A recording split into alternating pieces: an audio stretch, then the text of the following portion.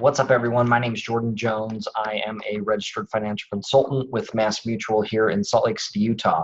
And I am excited to cover building a budget as part of our financial well-being education series. I'm going to focus on how to create a comprehensive budget that takes into account income, expenses, savings, and all other sorts of life's priorities. A budget really helps us to decide where to spend our money, and whether or not we can spend less money on some things and more money on other things.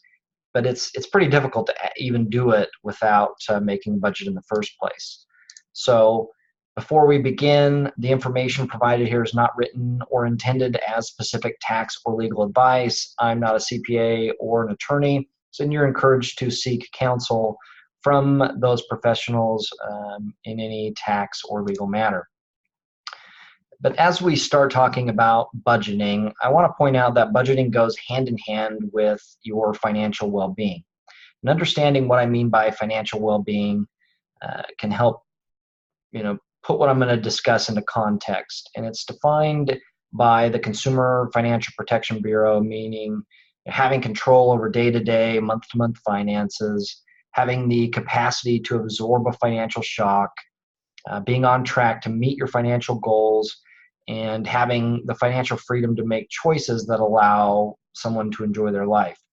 And as we go through this discussion on budgeting, I'll be covering the first bullet, having control over day-to-day and month-to-month finances, but I'll also touch on how budgeting can help you to absorb a financial shock, stay on track to meet your financial goals, and have freedom to make choices and enjoy more of life. So let's get started. A budget is the tool that helps us make informed decisions about our finances.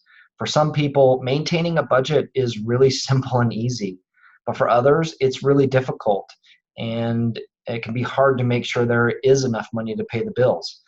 But like most things in life, your success at budgeting is measured by your effort. And what I'll cover today is intended really to be a guideline. And only you, based on your own personal financial situation, can really decide what's going to be the best approach to take. So to start off a budget, you need to know how much money you actually have to work with. So you need to calculate the amount of your take-home or after-tax pay, really from three perspectives: how much you're bringing in annually or per year, how much income is coming in monthly, and then how much is coming in per week. And you may also have other income sources in your home or household that you need to consider. Maybe that's from a spouse or from a hobby or something else that you're doing. So take those into consideration as well as your primary income source. Also take into consideration if your income varies during the different seasons, or maybe at the end of a year. And keep track of those changes and plan your annual and monthly budgets accordingly. But regardless of what your income is, having a budget definitely helps you make the most of your money. So once you understand your total income and all of its sources, now you need to spend at least a month tracking every penny that you spend. It's the only way to know how much money is going out the door every day. And it can be difficult. You can use an app. There are a bunch of different apps out there to track your expenses while you're on the go.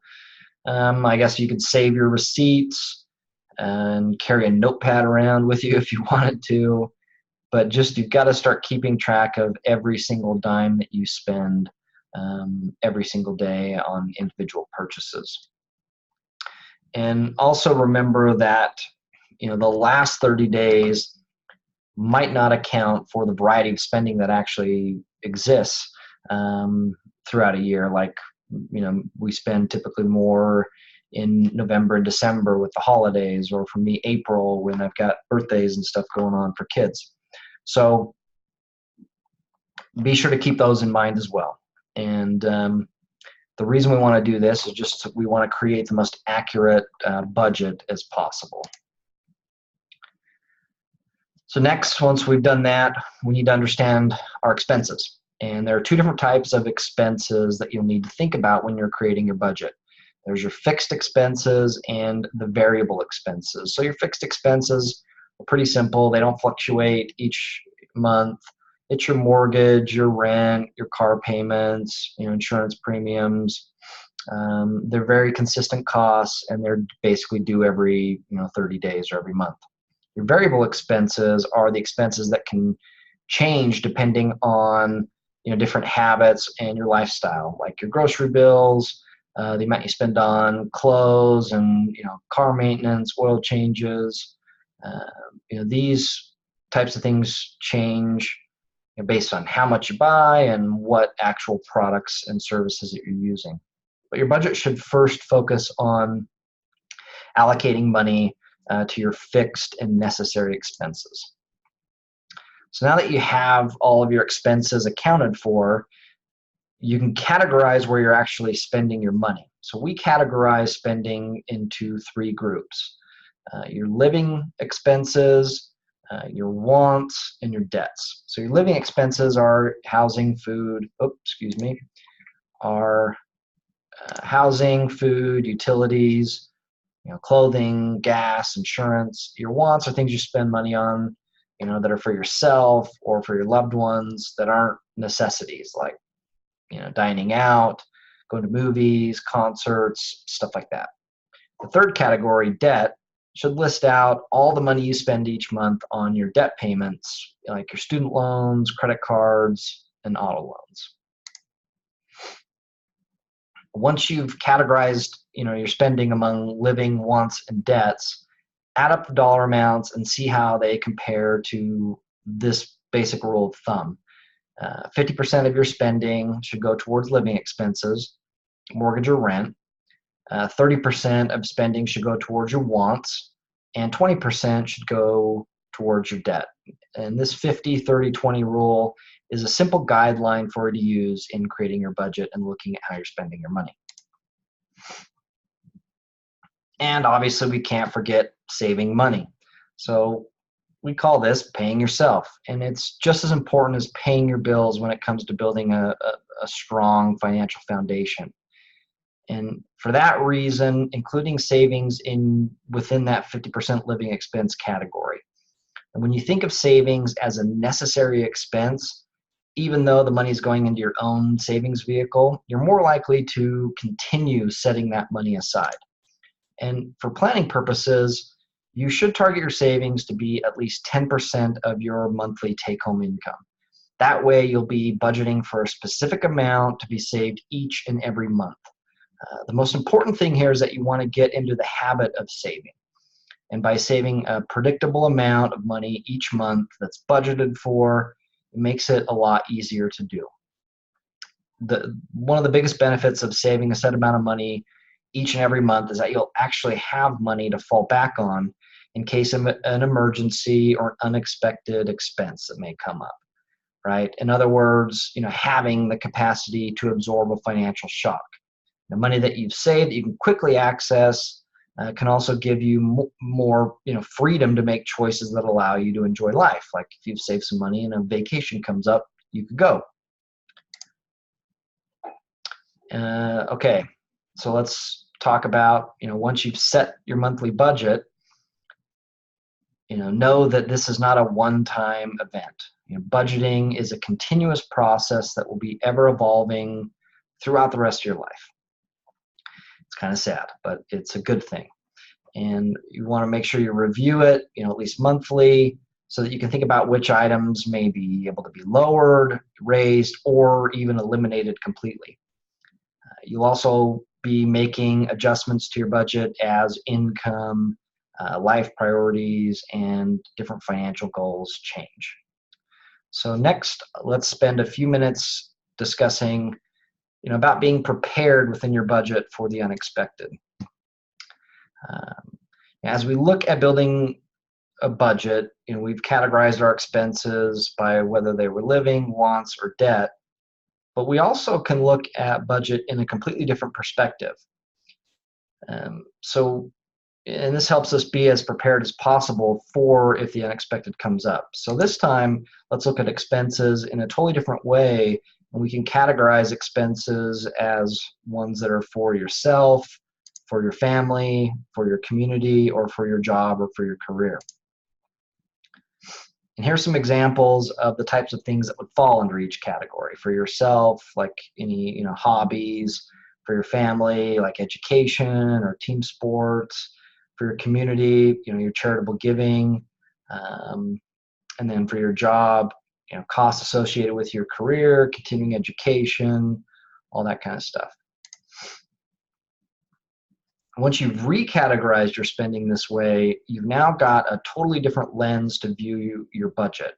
By looking at expenses for yourself, your family, your community, and your career, you can better prepare to handle an unexpected expense. So let me explain how this works. You've now reprioritized your spending, and by doing this, the decision about where you might want to cut spending in a given month to cover an unexpected cost could now be easier to make. For example, spending on yourself would be less of a priority than spending on your family for that month, or could be. And maybe spending on your community is less valuable in the moment than cutting expenses that would support your career. But based on your priorities for each category, you can make adjustments to those lower priority expenses to help cover an unexpected cost. So let's look at an example. Let's say your budget takes an unexpected, $500 hit for car repairs, my favorite. Since you've already prioritized your spending, you'll have a pretty good idea where that money might even come from before you even look at your budget. And knowing beforehand also gives you, confidence that you can absorb a financial shock. So this particular strategy can also give you more freedom to make choices, and it also helps you rely less on your savings and emergency funds to cover an unexpected cost. Being able to, take money from other areas instead of having to dip into savings or dip as much into savings, which ultimately makes you and your budget more flexible and adaptable. So the bottom line is that you want to be prepared for an unexpected cost, and looking at your budget through these different lenses can help you better manage those day-to-day and monthly finances. So let's review. Start tracking your expenses in detail, and in 30 days, you'll be ready to build your budget. So another way you could do this, starting now, would be to look back at your credit card and bank statements or debit card statements, from the last 6 months and start categorizing them. It's usually pretty eye-opening, at least for me, every time I do it, and or as I track. So, but and don't be surprised if you really want to bypass this step. It's common, but it's extremely important, because without going through all of your expenses, it's really hard to have an accurate budget. So finding a method of tracking the way you're spending money that works with your lifestyle is extremely important, whether it's an app or just writing things down or whatever it may be. Once you know your expenses, plan next month's expenses using the 50-30-20 guidelines. It's also a good tip that the very first month that you have a budget, that you live within your means and follow your budget, and don't take on any additional debts in those first 30 days.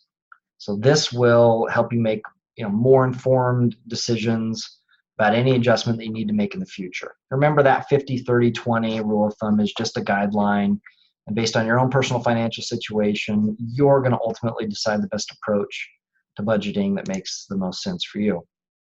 And definitely want to try to actively manage your money and make a conscious effort, I would say, to avoid impulse purchases if possible.